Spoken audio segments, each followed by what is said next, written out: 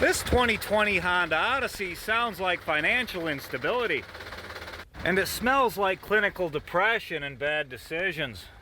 Ew. It's okay, the engine's just making that noise to remind us that it's there.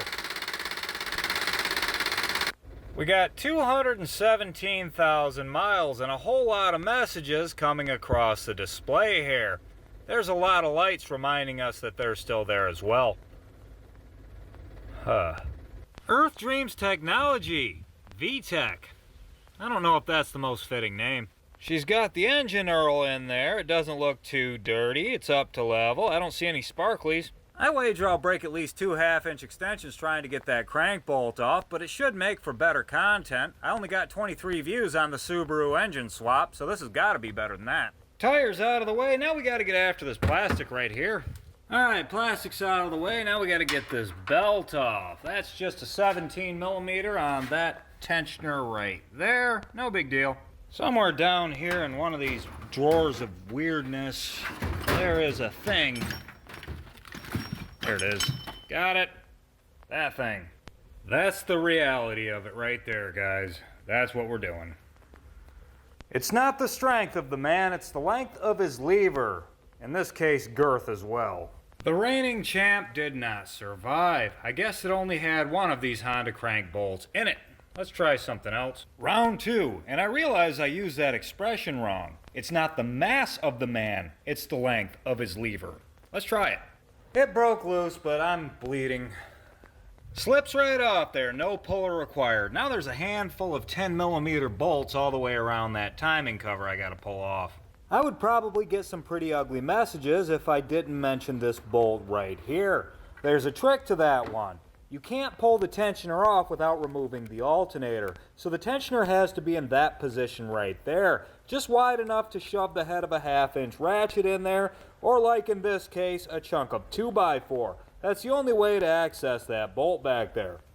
There we go, the timing cover's off, and yep, that's just a Honda being a Honda. That noise you hear is his belt slapping back and forth against the pulley just above it. Here's a top view of that right there. I realize I didn't do a thorough diagnostics on this vehicle, but honestly, when you hear a slapping noise come from this end of a Honda engine, your timing cover is going to be coming off. These engines have issues with the tensioners failing.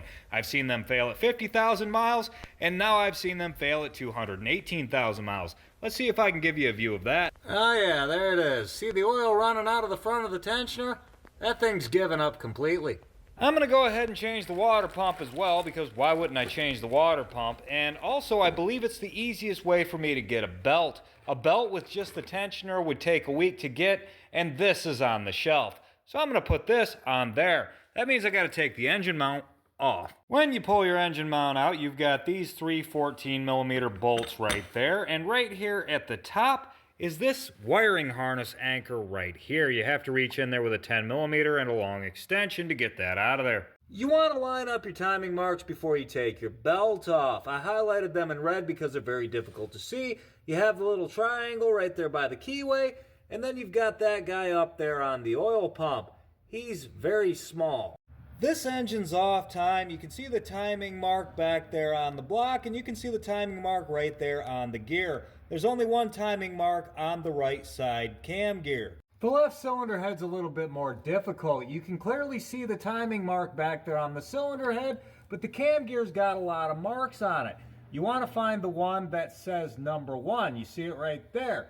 And it's also the only cut in the cam tooth that goes up the middle of the tooth. Here it is with a little bit of red paint to highlight it. This engine did jump time a couple of teeth. I'm not too worried about that right now. As long as the crankshaft is where I want it to be, I can align the cylinder heads afterwards. We need to get all that stuff out of the way and change that water pump first. We'll remove the 2 10 millimeter bolts that hold the tensioner in place. And that's junks. This 14 millimeter bolt right here for the tensioner pulley swing arm.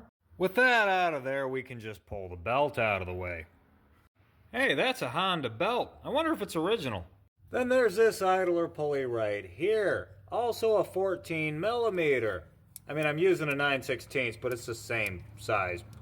Now there's 5 10 millimeter bolts holding this water pump on. 3 on that side 2 more over there. Have a drain pan ready because even if you drain the radiator, you're still going to have a gallon of antifreeze come out behind the water pump. That's just the way it is.